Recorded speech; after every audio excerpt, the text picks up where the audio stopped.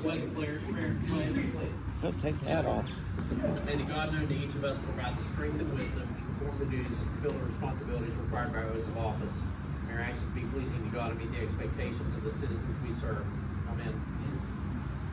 Allegiance to the flag of the United States of America and to the republic for which it stands, one nation, under God, indivisible, with liberty and justice for all.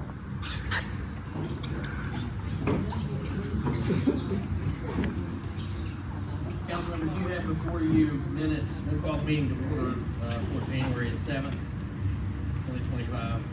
And I believe we're 7 days into the year already. Just flying. But you have minutes before you from December 17th. What's your pleasure? Motion and a second to approve the minutes from December 17th. Any further discussion? Hearing none, all in favor, signify by saying aye. Aye. Opposed, same sign. Motion carries. Public comments. Larry Brumfield, 723 Mary Street, Apartment B. You have the floor, sir.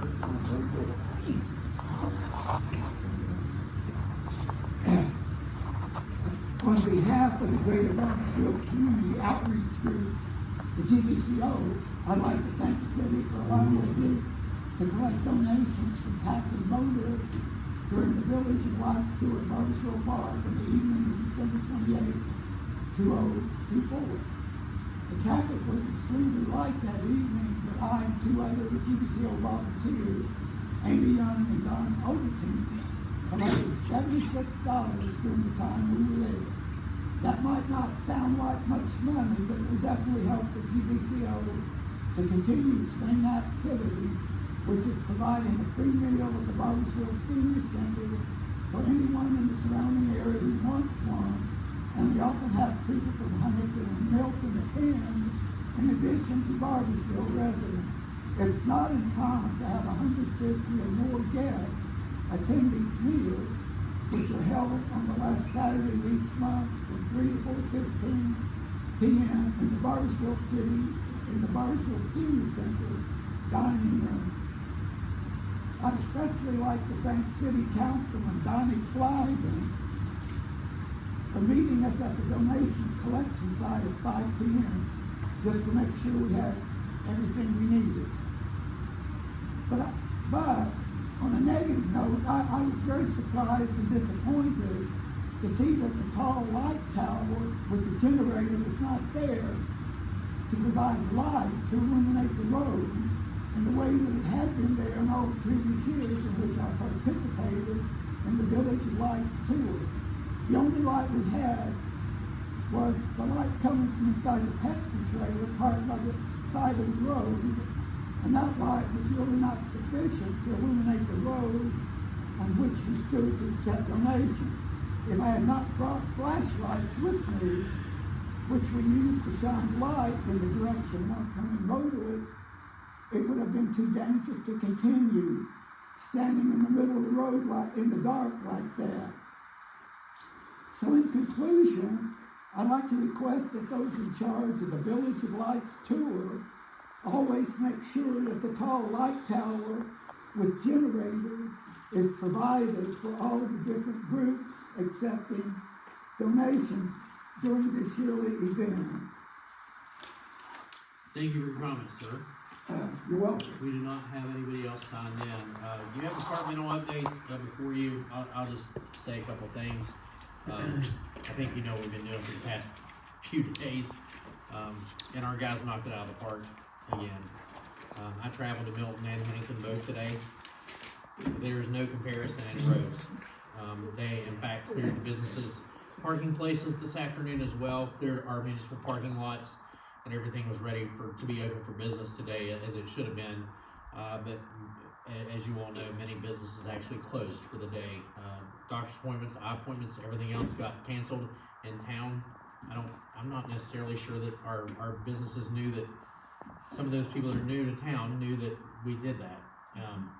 But hats off to our guys. I talked to Jason McComas and Danny throughout the day and evening and middle of the night, and they were relentless in their snow removal. And I cannot say enough about how hard those guys work. You guys see comments on Facebook. You guys see comments but what you don't hear is some of the phone calls that come in, and I received nothing. So, in all honesty, there were a few people that said, hey, can they come back and get this? We appreciate what they did, but can they come back and get this or do that? Little things. But the majority of the phone calls today were just high praise for our guys, and that goes a long way when you go extend that to them and you tell them that our citizens are calling and bragging on them. And those business owners also were some of those people who called in today to say how well they were doing, and that they were surprised, but they were super appreciative of them being able to open for business today. So I want to say hats off to those guys and how well they did, and they always do. They seem to handle it, and I don't understand how it gets done sometimes, but I also am nice and warm on my bed sometimes when those guys are out working, and it doesn't go unnoticed, especially in the mornings when you wake up and it's done. So guys did a great job. If there's questions or comments for police report updates or things going on, as you all know, the Highland Park project is going on and has been going on for a while. Those folks, as you know, some of them have called you all about the progress there. That project's going on. Where are we on the Lake Street Tanner Branch project? Okay, so that project's scheduled as soon as decent weather is open, and we have several other projects as well that are in the hopper. But the last several days have been dealing with weather. And just so you know, if you weren't here when I said earlier, we're expecting another 4 inches on Friday night. So we're gonna be dealing with weather again this weekend. I'll just ask everyone to be patient as they've been, because they're gonna have another long weekend ahead of them, it looks like. So we do not have old business, and the one thing that we did need to deal with this evening was a payment for project invoices for the Highland Park Storm Drain Project, the Tanner Branch Storm Drain Rehab Project, and the Blake Street Storm Drain replacement near the intersection of Brady Drive and Blake Street. So the resolution is attached to your packets, I believe. It's in there. It is Resolution 2025-01, a resolution approving payment of project invoices for the Highland Park Storm Drain Replacement Project and for other purposes related thereto. And I will remind you that these invoices, the price of the project is what we took out in bid form. So we're paying those invoices going up to that bid price. So just as a side note. So this is not anything out of the ordinary. You're voting on what you've already agreed to pay for, but by the advice of the attorney, when we're going to pay invoices for these projects, we should do them by resolution. So that's why you have 2025-01 before you, and I'll entertain a motion to approve those invoices, authorization of payments, the retention of records, and the severability, and the effective date is today upon passage. I'll make that motion. And the motion is second to approve resolution 2025-01, approving the Highland Park Storm Drain Replacement Projects and for other purposes related thereto. Any further comments, questions, or discussion? Hearing none, all in favor signify by saying aye. Aye. Opposed, same sign. Motion carries. I don't really have closing remarks. I know this is a quick meeting, but I'll say this again. Hats off to you guys. Thank you guys for coming out in the weather. It's going to be nasty for a few days. School's already been canceled for tomorrow, so just be safe out there, and we'll encourage our guys to do the same. Thanks, and it's good to see all of you all in the new year. Happy New Year. Rachel? I don't have much other than our guys are working endless hours right now. They have been all week, and like Chris said, you do see some negative comments on social media, but that's always going to happen. You can't please 100% of people. But our guys are working really hard. I heard them the first night. Was that Sunday night? Yeah, Sunday night. At midnight, and then I heard them back going by my house again at 4 a.m. So it was like they were out all night. And I appreciate that. And we're spoiled here in Barboursville when you look around and see the other towns around us. But other than that, it's all right. I agree with you. We are spoiled. Huntington is still horrible. I drove down there. It's okay on the avenues, but the streets are not good. But anyway, we are very spoiled here, and we take that for granted. We need to appreciate what we have and tell our guys that. So Danny, please pass that on to them. They do a good job whenever. And I agree, the park was perfect, and the people that got out there and donated did a great job, and I appreciate it. That's it. As we've all stated many times, whether it's snow or a parade or whatever it is, our city workers are second to none. So, as usual, I love living here. One of the reasons why is because the people that work here and the love that they have, and not just for their job, but also just for the community. Okay, I'd like to make a little comment. As I was driving to work this morning, a little bit late, but we all think these machines and graders and blades does all the work, but manually, I was up 2 times, the guys were cleaning from the curb with shovels. That impressed me a little bit, just we all think with the graders and the blowers and whatever, these guys are manually snow shovels to clean up sidewalks and bars, which kind of, it's a good thing, but I just wanted to make that comment. You say you went to work late today? Yeah. That's the advantage of being a semi-retired.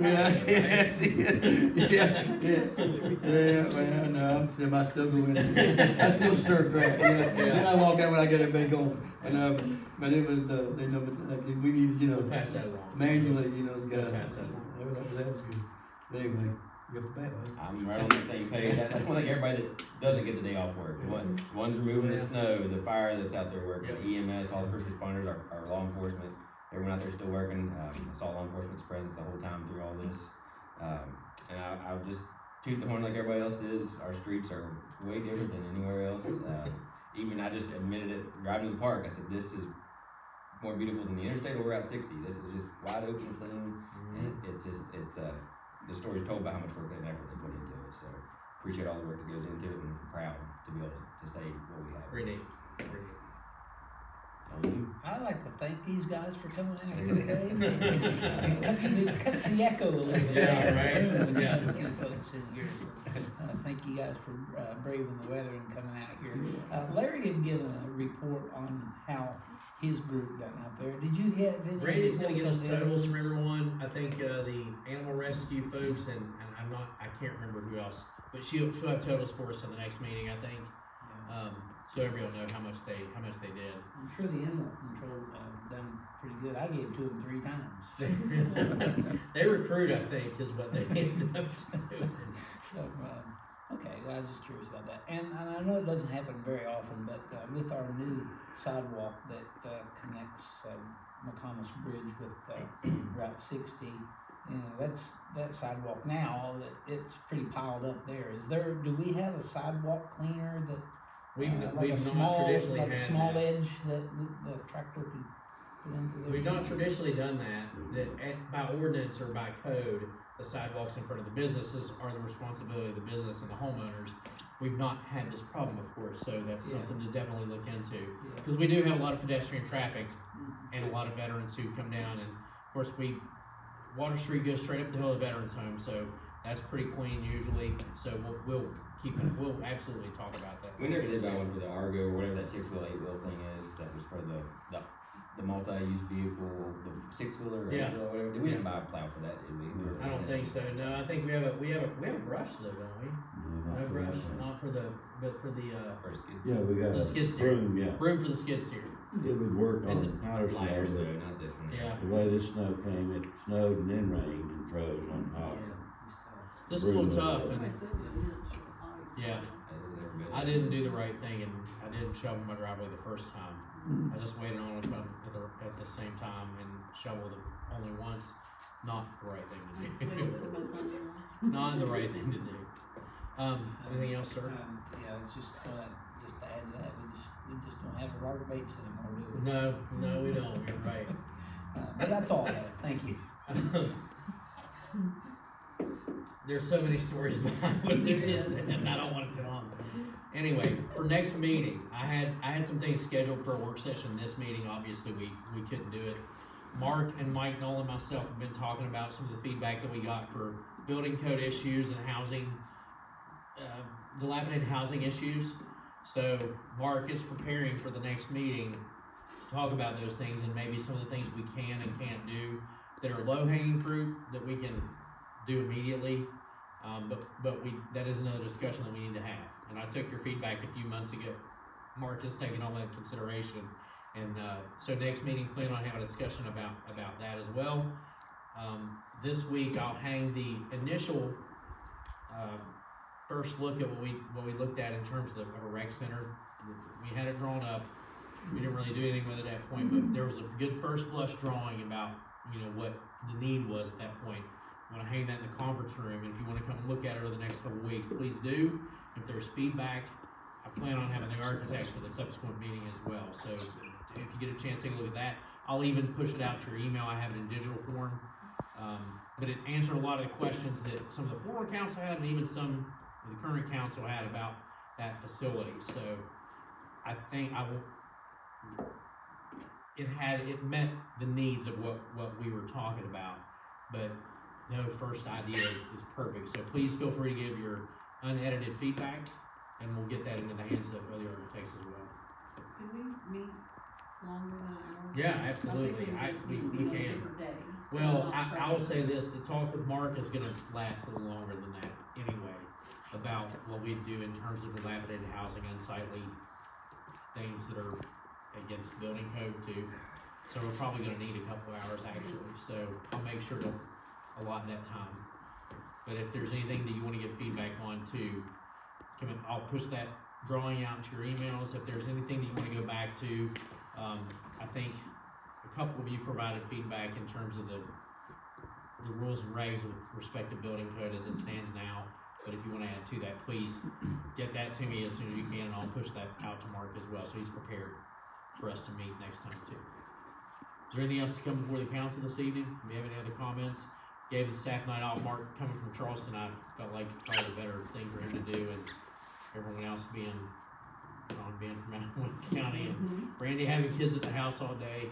I can't even imagine that right now. She's probably mad. She's probably mad. Take her night off. But anyway, thank you guys for coming. We'll adjourn the meeting. Thank you guys for coming.